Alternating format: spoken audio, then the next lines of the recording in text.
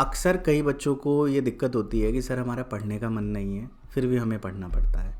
और कई पेरेंट्स भी बोलते हैं कि हमारा बच्चा किताब लेके बैठा तो रहता है लेकिन पढ़ता नहीं है।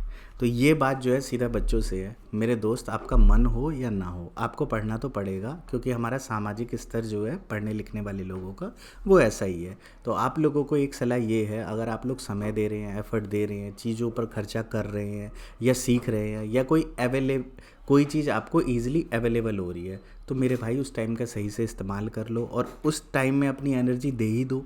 क्या पता आगे वो आपकी लाइफ में काम आए।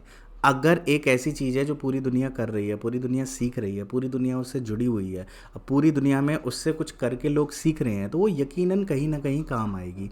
अब कहाँ काम आएगी ये तो आप अभी डिसाइड नहीं कर सकते हैं ना। ये डिसाइड तो तब होगा जब समय आएगा। अब मैंने अपने समय पर बचपन में ही वीडियो एडिटिंग सीखी थी, मैं डीजे बजाता था, ठीक है। और उसके बाद मेरे को न्यूज़पेपर और एसएसटी की किताब पढ़ने का बहुत फ़ायदा था, बहुत मन करता था। तो मैंने वो सब चीज़ें पढ़ी। अब वो सब चीज़ें जब मैंने पढ़ी तो मुझे आज बोलने में या अपनी बात को सामने रखने में या किसी चीज़ को जल्दी से याद करने में बड़ी आसानी होती है।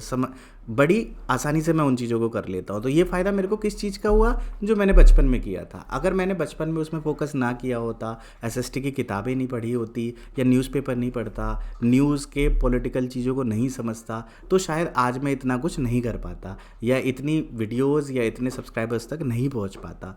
हमारी जो भी चीज़ें बाद में काम आती है वो हमारे बचपन की चीज़ें सीखी हुई होती है।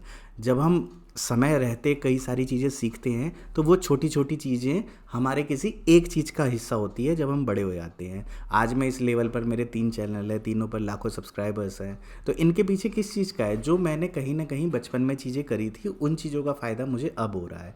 ठीक है। तो इसीलिए जब समय मिलता है, आपके पास समय है, आपके पास सोर्सेज हैं, तो उसका इस्तेमाल ही कर लीजिए, क्योंकि बर्बाद करेंगे तो उसका कोई फ़ायदा है नहीं।